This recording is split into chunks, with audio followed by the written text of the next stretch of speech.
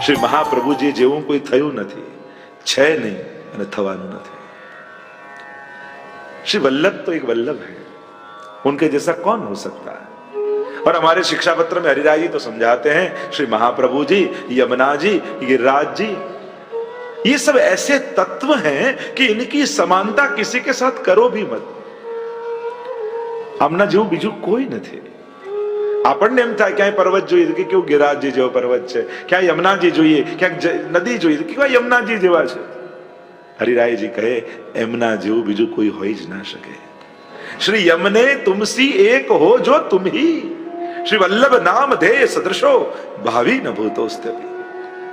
કારણ કે આપણાથી કોઈ શ્રેષ્ઠની સાથે સરખામણી થાય તો પ્રશંસા કહેવાય, પણ આપણાથી હીનની સાથે સરખામણી થાય તો નિંદા કહેવાય। કોઈ મહેમાન તમારા ઘરે આવે ને તમને જોઈને એમ કે કેવા એમના ઘરે કામ કરવા બાઈ આવે છે ને એના જેવો જ ફેસ છે શેઠાણી, તો તમને ગમે? હા, કામવાળી બાઈને ગમે કે જો મને શેઠાણી સાથે સરખાવે, પણ તમને નથી ગમતું। એમ અમારા ગિરિરાજજી, શ્રી યમુનાજી, મહાપ્રભુજી, વ્રજમંડલ, એની સરખામણી તો કોની સાથે થઈ શકે? સંભવ જ નથી।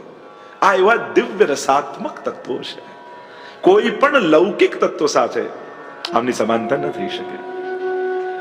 તો આજે એ ગુણગાન કરવાના છે। એકવાર દમલાજી ને ગુસાઈજી વિરાજ્યા છે આસપાસ, અને ગુસાઈજી પ્રશ્ન કરે છે। તો ગુસાઈજીની સામે દમલાજીને પ્રશ્ન કર્યો ગુસાઈજીએ કે તમે મહાપ્રભુજીને શું કરીને જાણો છો? અને આજે કદાચ હું તમને બધાને પ્રશ્ન કરું કે શ્રી વલ્લભને તમે શું કરીને જાણો છો? कोई कहे गुरु, कोई के मार्गदर्शक, कोई कहे उपदेशक। श्री वल्लभ को कहा करी के जानो? दमला जी ने बड़ा सुंदर उत्तर दिया, आप सब जानते हैं। सामने मानो प्रश्न रखा कि दान बड़ो कि दाता? बड़ा कौन है, दान के दाता? और तब गोसाई जी ने कहा कि हाँ, दाता ही बड़ा है। કરોડો રૂપિયાના ઢગલા પડ્યા હોય પણ કોઈ આપનારો ન હોય, દાતાને કારણે જ દાન છે। કોઈ પણ વસ્તુ લૌકિક કે અલૌકિક એના ઉપયોગ કરનારા ઉપર આધાર રાખે છે। વૈષ્ણવ માટે તો કોઈ પદાર્થ લૌકિક નથી, કારણ એનો પ્રત્યેક મળેલી વસ્તુનો વિનિયોગ એને પ્રભુમાં કરવાનો છે, અને પ્રભુમાં જ્યારે વિનિયોગ બુદ્ધિ આવે ત્યારે ક્યાં કંઈક લૌકિક રહે છે। તો કહ્યું દાન બળો કે દાતા? તો કહ્યું દાતા। દમલાજી એ જ કહ્યું કે દાન શ્રીનાથજી છે અને દાતા મહાપ્રભુજી છે। જો શ્રી મહાપ્રભુજી અમને શ્રીજીને ન બતાવ્યા હોત તો અમે ક્યાં જાણવાના હતા? અને એટલા માટે જે પ્રભુને પણ આપી એ જ મહાપ્રભુ કહેવાય। एक महाप्रभु जी में ऐसा सामर्थ्य है जो स्वयं प्रभु का दान दे सकते हैं। अदेय दान दक्षश्च महोदार चरित्रवान। કોઈ ન આપી શકે એવું દાન આપવાનું સામર્થ્ય શ્રી મહાપ્રભુજીમાં છે। અને દાન કઈ વસ્તુને અપાય? જે તમારી માલિકીનું હોય એ આપી શકાય। બીજાનું લઈને આપી શકાય? એને દાન કહેવાય? એને તો વહીવટ કર્યો કહેવાય, અને ઘણા વહીવટના શોખીન હોય। દાન એને કહેવાય કે જે તમારી માલિકીનું હોય। તો શ્રીનાથજી કોના? કે શ્રી મહાપ્રભુજીના। અને એટલા માટે જ આપણે ત્યાં તો વાર્તા પ્રસંગમાં આવે છે, એકવાર કુમનદાસજીની સાથે શ્રીનાથજી બાબા ખેલી રહ્યા હતા, અને ખેલી રહ્યા હતા અને જ્યાં શંખનાદ થયો, ઉત્થાપનનો ટકોરો વાગ્યો અને શ્રીનાથજી બાબા જવા લાગ્યા, ત્યારે કુમનદાસજી પૂછ્યું, બાબા? કુમનદાસજીને પૂછ્યું, શ્રીનાથજી બાબાએ, કુમનદાસજી જવા લાગ્યા, પૂછ્યું શ્રીનાથજી બાબા કે હું તો તારી સાથે ખેલું છું, પછી મને છોડીને ત્યાં મંદિરમાં કેમ જાય છે? ત્યારે કુમનદાસજી બે હાથ જોડીને કહ્યું, ક્ષમા કરજો પ્રભુ, અહીંયા તો આપ સ્વતંત્ર કૃપા કરવા માટે પધાર્યા છો, પણ ત્યાં તો આપને મહાપ્રભુજીએ પધરાવ્યા છે, એટલે અહીંયાથી આપ જઈ શકો, પણ ત્યાંથી આપ ક્યાંય ન ભાગી શકો। અને એટલા માટે પ્રભુ તો અતિ સુલભ છે, ગમે ત્યાંથી સ્વરૂપ લઈને તમે સેવા શરૂ કરી શકો છો, પણ વૈષ્ણવ માટે મહત્તા ત્યારે થાય જ્યારે એ શ્રીનાથજી બાબા વલ્લભે પધરાવી આપ્યા। કારણ કે પુષ્ટાવવું એટલે શું? પુષ્ટાવવું એટલે શ્રી મહાપ્રભુજીના હૃદયમાં જે શ્રીજી બિરાજે છે એમને આ સ્વરૂપમાં પધરાવવા। બાકી ઠાકોરજીનો તો ક્યાં અભાવ છે? એ તો કણકણમાં બિરાજમાન છે। આ વિશ્વનું કયું એવું કણ છે જ્યાં પ્રભુ ન હોય? પછી પુષ્ટાવા શા માટે પડે છે? એ પુષ્ટાવીએ છીએ એટલા માટે કે શ્રી વલ્લભના હૃદયમાં જે શ્રીજી છે ને, કારણ કે એ અદેય દાન દક્ષ, અને પાછા દક્ષ છે. દાન આપવામાં ઉદાસીન નથી, દાન આપવામાં ચતુર છે. કઈ રીતે શ્રીજીને વૈષ્ણવના ઘરે પધરાવી દેવા, એ ચતુરાઈ પણ આપનામાં છે. કારણ કે આ જીવનું પ્રાગટ્ય જ ભગવત સેવા માટે થયું છે. આ પુષ્ટિ જીવ છે, અને એ પુષ્ટિ જીવ પ્રભુથી અલગ ન રહી જાય, અને એટલા માટે એ બંનેનો હસ્તમેળાપ કરાવવાની ચતુરાઈ પણ વલ્લભમાં છે. અને એટલા માટે મહાપ્રભુજી કૃપા કરી એ જીવના ઘરે શ્રીજીને પધરાવી. આપણે ત્યાં એમ પ્રસંગ કહેતા કે શ્રીનાથજી બાબાને મહાપ્રભુજીએ કહ્યું કે બાબા, મારી ઈચ્છા છે કે આપ ઘર ઘરમાં બિરાજો. ઠાકોરજી કહે પણ મારો તો સંકલ્પ છે, વૃંદાવનમ પરિત્યજ્ય પાદમેકમ ન ગચ્છતિ, વ્રજ છોડીને એક ડગલું બહાર નથી જતો. મહાપ્રભુજી કહે મારો મનોરથ છે કે આપ બધાના ઘરે બિરાજો. શ્રીનાથજી કહે હું વ્રત છોડીને જાઉં નહીં, કરવું શું? મહાપ્રભુજી કહે મારી પાસે વચલો રસ્તો છે, જેથી આપનો સંકલ્પ રહી જાય અને મારો મનોરથ પૂરો થઈ જાય. શ્રીનાથજી બાબા કહે કયો વચલો રસ્તો? મહાપ્રભુજી કહે આપનો સંકલ્પ કે વ્રત છોડીને જાઓ નહીં, મારી ઈચ્છા છે કે ઘર ઘરમાં બિરાજો. તો પ્રભુ એવું કરો, હું જેના ઘરે પુષ્ટાવીને આપને પધરાવું એનું ઘર આપ બ્રજ બનાવી દેજો, એટલે આપનો સંકલ્પ રહી જાય અને મારો મનોરથ પૂરો થઈ જાય. અને એટલા માટે જેના ઘરે પ્રભુ પધારે, અવધ તહાં જહાં રામ નિવાસ, અવધ કહાં જહાં રામ રહેતે, તો વ્રજ કહાં હૈ જ્યાં ઠાકોરજી બિરાજતે. તો જેના ઘરે પ્રભુ બિરાજે છે, સૌથી પહેલા તો દરેક જીવને હું વંદન કરું છું કે જેના ઘરે ઠાકોરજી બિરાજમાન છે. તમે ભાગ્યશાળી છો, તમારું ઘર નંદાલય બન્યું છે. મહાપ્રભુજીની કૃપાથી એ સઘળી લીલાઓ આજે તમારા ઘરે થઈ રહી છે. તો એવા શ્રી મહાપ્રભુજીના સ્વરૂપની વાત કરવાની છે, જે કહ્યું કે દાન બડો કે દાતા, કહ્યું કે જગન્નાથજીથી પણ અધિક મહાપ્રભુજીને કરીને માનું છું. તો કહું પ્રભુથી અધિક કેમ? કહ્યું કે દાન બડો કે દાતા, મોટો દાતા છે, અને દાતા જ્યાં આપે ત્યાં દાનને જવું પડે. તેમ મહાપ્રભુજી જ્યાં પધરાવે, એટલા માટે આપણે ત્યાં એ ભાવના બતાવતા કે શ્રીનાથજી બાબા ઊંચો હાથ કરીને બોલાવે. તો હવે કોઈને બોલાવીએ તો આમ બોલાવાય, આમ બોલાવે.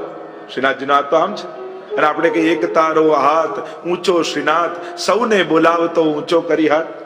તો આમ કેમ બોલાવે છે? તો ભાવના બતાવી કે શ્રીનાથજી બાબાનું વામ અંગ એ સ્વામીજીનું અંગ છે, દક્ષિણ અંગ એ મર્યાદા અંગ છે, તો ડાબુ અંગ પુષ્ટિ અંગ છે, સ્વામીજી રૂપ છે. અને એટલા માટે શ્રીનાથજી કહે છે સીધો ના આવ, સ્વામીજી રૂપ શ્રી વલ્લભના શરણ થઈને આવજે, તો હું તારો સ્વીકાર કરીશ. એટલા માટે રસકાનજી પણ જયારે શ્રીનાથજી બાબાને જોયા, પકડવા દોડ્યા. શ્રીનાથજી કે દર્શન આપવું પણ હાથ ન અડાડવા દો, જ્યાં સુધી વલ્લભ તારા માથે હાથ ન મૂકે. જા પહેલા ગુસાઈજી પાસે બ્રહ્મ સંબંધ લઈને આવો, અને પછી તારો સ્વીકાર કરીશ. અને જ્યાં રસખાનજી શરણે આવ્યા ગુસાઈજીના, બ્રહ્મ સંબંધ કરાવ્યું, શ્રીનાથજીની સન્મુખ રહી, અને જ્યાં રસખાનજી જવા લાગ્યા, શ્રીનાથજી કૂદકો મારીને રસખાનનો હાથ પકડ્યો અને કહ્યું હવે ક્યાં જાય છે, ચલ મારી સાથે ખેલવા. વલ્લભ જેનો હાથ પકડે એનો હાથ શ્રીનાથજી ક્યારે છોડતા નથી. અને એટલા માટે આવા શ્રી મહાપ્રભુજીના ગુણગાન કરવાના છે. એ વલ્લભને જોવા માટે કેટલી દ્રષ્ટિઓ મળી છે. ક્યારેક ગુસાઈજીની નજરે મહાપ્રભુજીને જોવું, પોતાની નજરે ન જોશા. આપણી દ્રષ્ટિ લૌકિક હોય એટલે આપણને બધું લૌકિકતા દેખાય. એટલા માટે ભગવત સ્વરૂપોને જોવા માટે ભગવદીય અથવા આચાર્યોની દ્રષ્ટિ એમને નિહાળવા.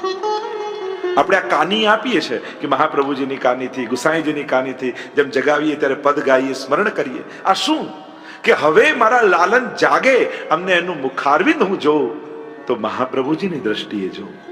આ એમની કાન, એમનું સ્મરણ.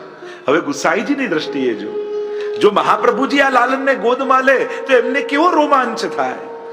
હવે એવા મહાપ્રભુજીના ભાવને હૃદયમાં પધરાવી હવે લાલનને ગોદમાં લઈશ.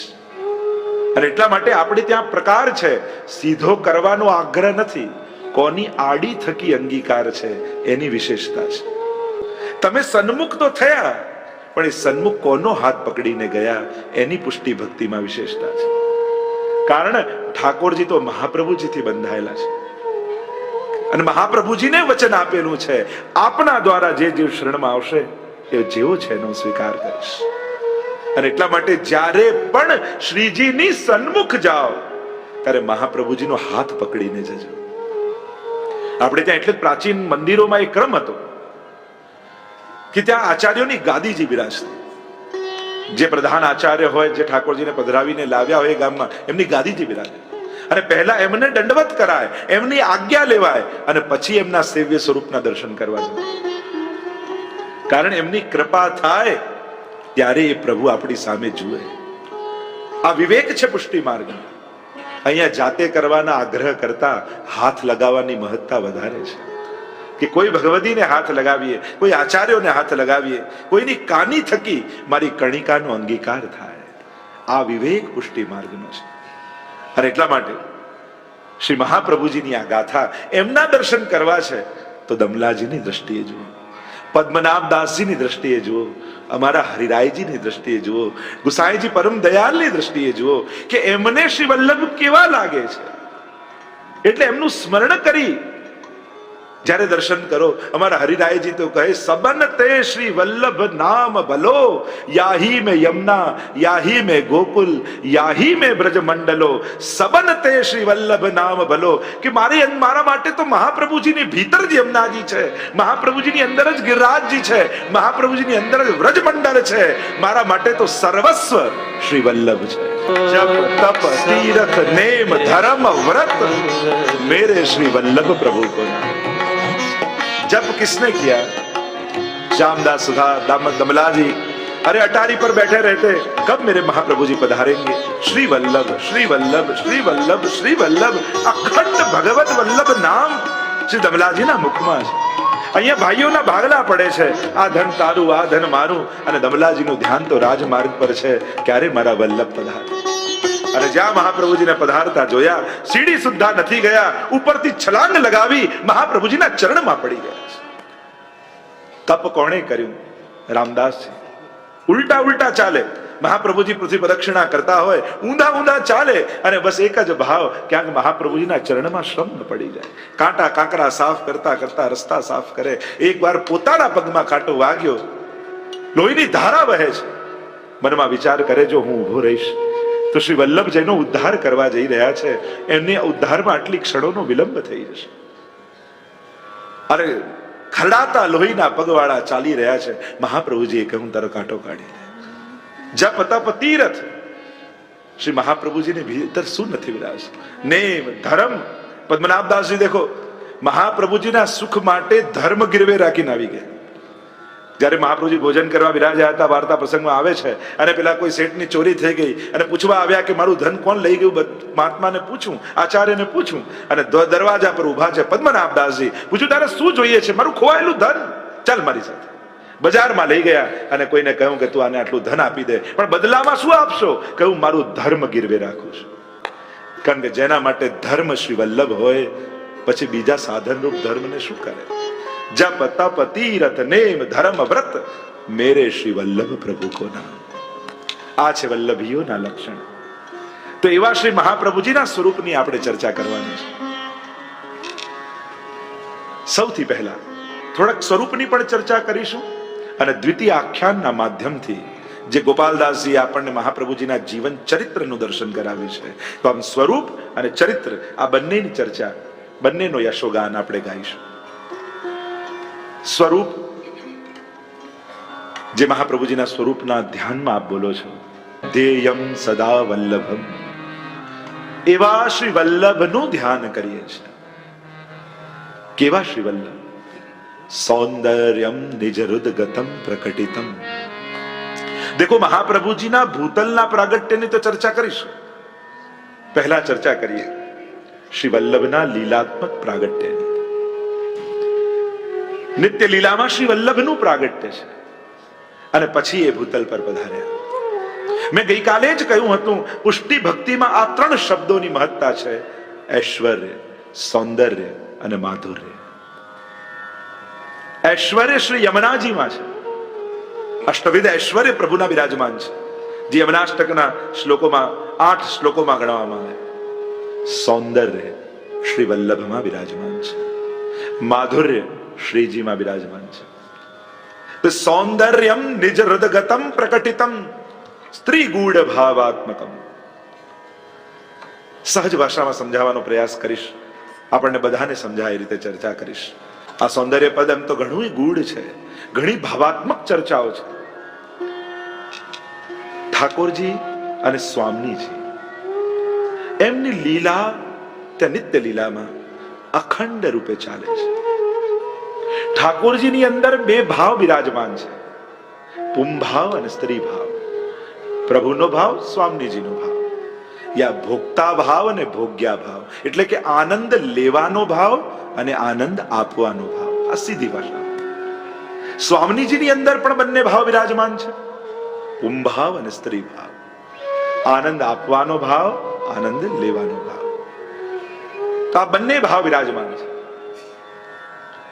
એકવાર ઠાકોરજી અને સ્વામીજી જેમની અખંડ લીલાઓ થાય, એકવાર પ્રભુ નિકુંજમાં બિરાજમાન છે અને નિકુંજમાં બિરાજેલા પ્રભુ સ્વામીજીના ચિંતનમાં એવા મગ્ન બની ગયા, રાધા રાધા રાધા રાધા. ઠાકોરજીના રોમ રોમ માંથી સ્વામીજીનું સ્મરણ થવા લાગ્યું અને કહેવાય છે કે પ્રભુનું આખું શ્રીઅંગ દર્પણ જેવું થઈ ગયું અને એમાં રાધાજીનું પ્રતિબિંબ દેખાવા લાગ્યું. એવા મગ્ન બન્યા. એટલામાં સ્વામીજી શ્રી ઠાકોરજીને મળવા પધાર્યા અને મળવા પધાર્યા અને દૂરથી જોયું તો કોઈ ગોપીનું પ્રતિબિંબ, જેમ રાધાજીનું પ્રતિબિંબ સ્વયં પ્રદર્શિત થતું હતું પ્રભુના હૃદયમાં. અને સ્વામીજીને એમ થયું કે કોઈ ગોપીજન ઠાકોરજીની પાસે બિરાજમાન છે. અને જ્યાં આવું થયું કે એમ થયું કે કોઈ ગોપીને લઈને ઠાકોરજી બિરાજ્યા છે. અને સ્વામીજીએ માન ધરી દીધું, અરે હું પ્રભુને મળવા આવી અને પ્રભુ કોઈ અન્ય ગોપી સાથે બિરાજ્યા છે, જાઓ પ્રભુ આપની સાથે વાત નહીં કરું. અને પીઠ દઈને સ્વામીજી બિરાજી ગયા.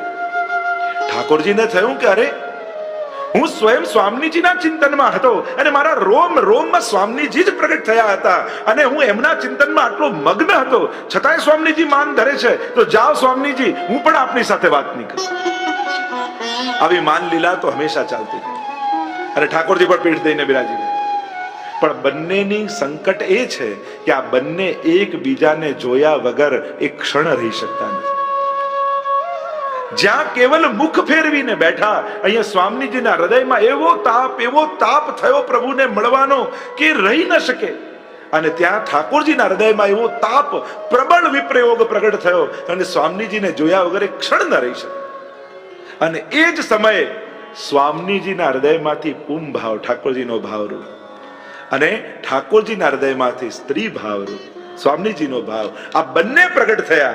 અને ત્રીજું સાક્ષી સ્વરૂપ પ્રગટ થયું. અને આ ત્રણેય સાક્ષી સ્વરૂપ એટલા માટે, કારણ આનંદ તો લીલામાં પ્રગટ થાય, પણ જ્યાં સુધી સાક્ષી ભાવે એનું દર્શન ન કરે ત્યાં સુધી લીલાના રસનો સંપૂર્ણ આનંદ અનુભવ ન થાય. એક્ઝામ્પલ આપીને સમજાવું તો એક ઓરડામાં બહુ સુંદર સુંદર દાગીના અને શણગાર અને વસ્ત્રો રાખ્યા છે, બહુ સારામાં સારા તમારા પહેરવા માટે, અને તમે પહેરવા ગયા પણ એ ઓરડામાં ક્યાંય અરીસો ન હોય તો તમને આનંદ આવે? તમે ગમે તેટલા સારા દાગીના પહેર્યા હોય, ગમે તેટલા સારા વસ્ત્રો પહેર્યા હોય, પણ જ્યાં સુધી સાક્ષી ભાવે તમે તમારી જાતને ન જોઈ લો ત્યાં સુધી એ દાગીના પહેરવાનો આનંદ આવતો નથી. તમને પૂર્ણ રસ, પૂર્ણ આનંદ નથી અનુભવ થતો. ખાલી પહેરવાનો જ આનંદ નથી હોતો, એ તો લીલા કરી પહેરવાની, પણ જ્યાં સુધી તમે એનો દર્શન કરી અને એનો આનંદ ન માણો ત્યાં સુધી એ રસનો સંપૂર્ણ અનુભવ નથી થતો. એમ ઠાકોરજીને સ્વામીજી લીલા કરે છે, પણ એ સાક્ષી સ્વરૂપ પ્રગટ કરી અને સ્વયંની લીલાના આનંદને સંપૂર્ણ રૂપે માણે છે. તો આ ત્રીજું સાક્ષી સ્વરૂપ પ્રગટ થયું. અને એ સાક્ષી સ્વરૂપ જે પુંભાવ અને સ્ત્રીભાવ યુક્ત છે, ઠાકોરજી પાસે પધાર્યા અને કહ્યું, અરે સ્વામીજી તો માન ધરે, પણ એમને કોઈ ગલતફહેમી થઈ ગઈ, એમને થયું કે અન્ય કોઈ ગોપી બિરાજમાન છે અને એટલા માટે આપનાથી રિસાઈ ગયા. અને એમ સુંદર સુંદર વચનો કહી ઠાકોરજીને મનાવ્યા. આવ્યા સ્વામીજી પાસે અને સ્વામીજીને મનાવ્યા કે અરે ઠાકોરજીની પાસે બીજું કોઈ જ નહોતું, એ આપનું ચિંતન કરતા કરતા આપનું જ સ્વરૂપ આપના શ્રીઅંગમાં વ્યાપી ગયું હતું અને આપે માન ધર્યું, એ ખોટું કર્યું. અરે એ તો આપના જ ચિંતનમાં હતા, એ તો સદાય આપનું જ નામ જપતા રહે છે, આપને જોયા વગર એક ક્ષણ રહી શકતા નથી. અને જ્યારે આવા વચનો સ્વામીજીને કહ્યા ત્યારે સ્વામીજીને ખૂબ તાપ થયો. અરે, મેં પ્રભુ સાથે ખોટો માન ધર્યો, ખોટો ઝઘડો કર્યો, લાવ પ્રભુને જઈને મનાવું. અને શ્રી વલ્લભ સ્વામીજીનો હસ્ત પકડીને લઈને આવ્યા ઠાકોરજી પાસે, અને સ્વામીજી નીચે બિરાજમાન થયા. બે હાથ જોડી અને ઠાકોરજી આગળ 3 વાર પંચાક્ષર મંત્રનો ઉદ્ઘોષ કર્યો. અને એ સમયે પંચાક્ષર મંત્રનું પ્રાગટ્ય લીલામાં થયું કે હે કૃષ્ણ, હું તમારી છું, હે કૃષ્ણ, હું તમારી છું, હે કૃષ્ણ, હું તમારી છું. અને આમ જ્યારે સ્વામીજીના મુખમાંથી આ પંચાક્ષર મંત્રનું પ્રાગટ્ય નિત્ય લીલામાં ઠાકોરજીની સન્મુખ થયું, અને જ્યારે 3 વાર ઉચ્ચારણ કર્યું, પ્રભુનું પણ માન હરાઈ ગયું. અરે સ્વામીજી, હું તો સદાય આપના ચિંતનમાં રહું છું. અને હાથ પકડી સ્વામીજીને નિકટ સિંહાસન પર બિરાજમાન કરી લીધું. અને જ્યાં એકને જોઈને પ્રસન્ન થવા લાગ્યા, તો આ લીલામાં સાક્ષી રૂપ પ્રગટેલું આ સ્વરૂપ બંને યુગલ સ્વરૂપની નીચે આવીને બિરાજમાન થઈ ગયું. બે હાથ જોડી અને ત્યારે એમના મુખમાં શબ્દો ઉચ્ચર્યા કે શ્રી એટલે સ્વામીજી, કૃષ્ણ એટલે ઠાકોરજી. અને ત્યાં આ સ્વરૂપના મુખમાંથી શબ્દો નીકળ્યા, શ્રી કૃષ્ણ શરણમ મમ, શ્રી કૃષ્ણ શરણમ મમ, શ્રી કૃષ્ણ શરણમ મમ. અને આમ અષ્ટાક્ષર મંત્રનું લીલામાં પ્રાગટ્ય થયું. આ 2 મંત્રોના પ્રાગટ્ય લીલામાં છે. અને જ્યારે એ જ સ્વામીજી રૂપ ભૂતલ પર પધાર્યા ત્યારે દૈવી જીવોને આ મંત્ર આપ્યા છે. અને જ્યારે આ બંને જ્યારે મંત્રનું ઉચ્ચારણ એ સાક્ષી સ્વરૂપના મુખમાંથી સાંભળ્યું ત્યારે યુગલ સ્વરૂપ ખૂબ પ્રસન્ન થયું અને કહ્યું કે આપે અમારા માનને દૂર કર્યું છે, એટલે આપ અમને બંનેને અતિશય પ્રિય છો, એટલે અમે આપનું નામ શ્રી વલ્લભ રાખીએ છીએ. બોલીએ શ્રી વલ્લભાધીશ કી જય. અને નિત્ય લીલામાં ત્યારે આ સ્વરૂપનું નામ શ્રી વલ્લભ રૂપે નામાભિકરણ સ્વયં ઠાકોરજી અને સ્વામીજીએ કર્યું. વલ્લભનો અર્થ થાય અતિ પ્રિય, જે અતિશય પ્રિય હોય. એટલે આપણે કહીએ પ્રાણ વલ્લભ, જે પ્રાણથી પણ પ્રિય છે. તો જે ઠાકોરજી અને સ્વામીજીને અતિશય પ્રિય છે, એમનું નામ નિત્ય લીલામાં પડ્યું શ્રી વલ્લભ. આમ નિત્ય લીલા ગોલોક ધામમાં શ્રી મહાપ્રભુજીના પ્રાગટ્યની વાત કરી.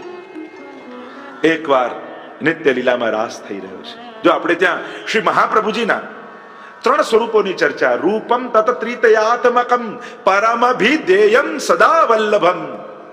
ત્રિતયાત્મક સ્વરૂપ મહાપ્રભુજીના માનવામાં. ભક્તિ માર્ગમાં આ 2 ભેદ સમજવા, આકાર અને સ્વરૂપના. ગિરિરાજજી પર્વત આકારે છે પણ સ્વરૂપથી તો હરિદાસ વર્રે છે. યમુનાજી નદી આકારે છે પણ સ્વરૂપથી તો નમત કૃષ્ણ તુર્ય પ્રિયા, ચતુર્થ પ્રિયા છે. મહાપ્રભુજીનું પણ એક નામ સર્વોત્તમ સ્તોત્રમાં ગુસાઈજી કહે છે, સન મનુષ્યાકૃતિ. મનુષ્ય આકારે છે પણ મનુષ્ય નથી. સાધારણ લૌકિક મનુષ્ય જેવો દેહ નથી. પ્રાકૃત ધર્માનાશ્રયમ અપ્રાકૃત નિખિલ ધર્મ રૂપમિતિ નિગમ પ્રતિપાદ્યમ યત્તચ્છુદ્ધમ સાકૃતિ સ્તૌમિ. પ્રાકૃત ધર્માનાશ્રયમ, અહીંયા પ્રાકૃત ધર્મોનો આશ્રય નથી, અલૌકિક છે. અંગ અંગ પ્રતિભાવન કે ભૂષણ. એ તો વ્રજમાં થતી સમગ્ર લીલાનું રસમય સ્વરૂપ.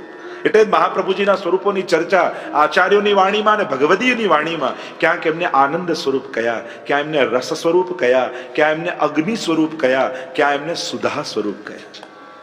આવા અનેક પ્રકારના સ્વરૂપની ચર્ચા છે. અને એટલા માટે આકાર અને સ્વરૂપનો વિવેક વૈષ્ણવે સમજીને કરે. આકારથી શરૂઆત થાય પણ ભક્તિ તો સ્વરૂપની થાય, આનંદ તો સ્વરૂપ દાન કરે. અને એટલા માટે સ્વરૂપ જ્ઞાન હોવું જોઈએ. પુષ્ટિ ભક્તિ એ સ્વરૂપની ભક્તિ છે, સામર્થ્યની ભક્તિ નથી. મર્યાદા ભક્તિ એ સામર્થ્યની ભક્તિ. ભગવાન આવા દયાળુ, ભગવાન આવા કૃપાળુ, ભગવાન આવી કરુણાવાળા, આવા ગુણો સાંભળીને લોકોને ભાવ જાગે એ મર્યાદા ભક્તિ. અને જ્યારે સામર્થ્ય નહીં દેખાય ત્યારે એ જ પ્રભુમાં અભાવ પણ આવી જશે. પણ પુષ્ટિ ભક્તિ એટલે સ્વરૂપની, સ્વરૂપાસક્તિની ભક્તિ કે પ્રભુ આપ ગમે તેટલા કઠોર થાઓ, અમને રડાવી ડાળાવીને વિરહમાં અમારો દેહ છોડવાનો વારો કેમ ના આવે, પણ અમે આપને પ્રેમ કરવાનું નહીં છોડીએ. આપ ગમે તેટલા કઠોર કેમ ન થાઓ, અમે આપના સ્વભાવને નહીં, અમે આપને પ્રેમ કરીએ છીએ.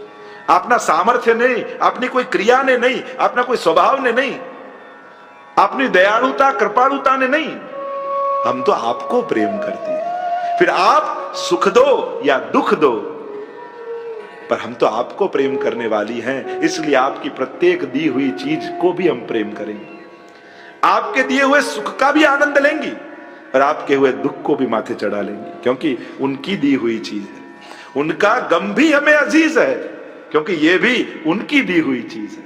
તમારું આપેલું દુઃખ પણ અમને પ્રિય છે, અને તમે આપ્યું છે, પ્રિયનું આપેલું તો અતિ પ્રિય લાગે. અને એટલા માટે શ્રી વલ્લભના રૂપમ તત ત્રિતયાત્મકમ, ત્રિતયાત્મક સ્વરૂપની ચર્ચા છે. જે સર્વોત્તમ સ્તોત્રમાં પહેલા 3 નામ શ્રી ગુસાઈજી પ્રભુ ચરણે આપણને બતાવ્યા, અને બાકી બધા જ નામ એમના સહાયક છે.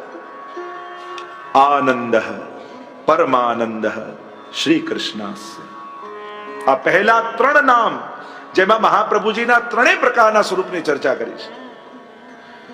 તો સ્વરૂપ જ્ઞાન કરવા માટે, કારણ કે જો વ્યક્તિ એક જ હોય પણ અનેક સ્વરૂપે બિરાજમાન હોઈ શકે, પ્રભુ એક જ છે પણ અનેક સ્વરૂપે વિદ્યમાન છે.